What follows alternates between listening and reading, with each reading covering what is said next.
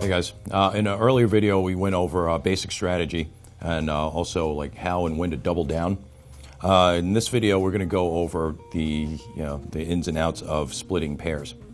Here we've got 5 cases where you you may or may not want to split your pairs. Right here with a pair of 8s. If you want to split a pair, basically you just put the same amount of your bet next to your original bet.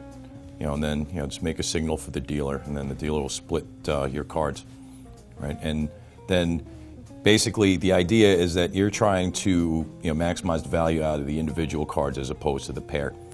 8s aren't a spectacular hand, but you always split them because otherwise you're dealing with the 16, which is not good.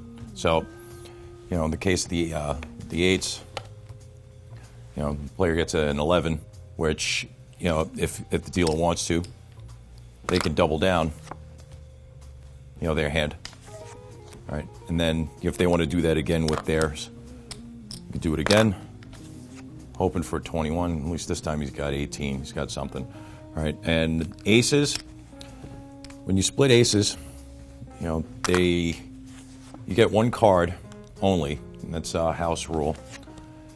All right, and in this case here, he's got a 17 and an 18. Pair of 4s, dealer's showing a 7, which is not very strong, but it's better to play a hand like this as an 8 as opposed to splitting up a pair of 4s. So he's just going to hit. He's not going to want to split those.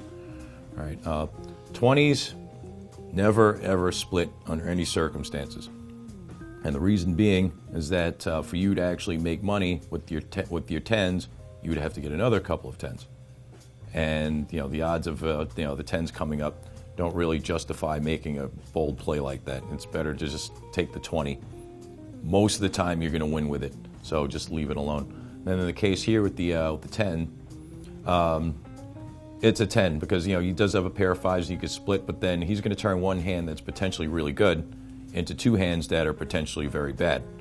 So instead of doing that, he's going to double down. And he ends up with his hand. And the dealer, funny enough, dealer's got a pair also. Dealers, like the house cannot take the option to split. They have to play their hand as if, the pair doesn't matter at all. He draws the 16, and he's got 17. So in the case here, the player here, unfortunately, he's got 16. He's out. This player with the 20 wins. 17. That's a push. It's neither a win or a loss. And this one here, it's 18. This one wins. This one is a push. And we have 18. And then this hand here, we have a 13. So basically, that's a push for them also. With pairs, aces and 8s you should always split. 10s and 5s you should never split. In the case of when you have a pair of 2s, you're supposed to do it versus the dealer's 2 through 7. Same with a pair of 3s. 4s you should split only if the dealer has got a 5 or a 6, right? Because you're trying to maximize against his weakness. 5s you never split, like I mentioned. 6s you split versus a 2 through 6. 7s you split with 2 through 7. 8s you always split. 9s you split those with a 2, 3, 4, 5, 6, or 8 or a 9. All right, so basically a 10, king, queen, ace, and a 7, you leave it alone.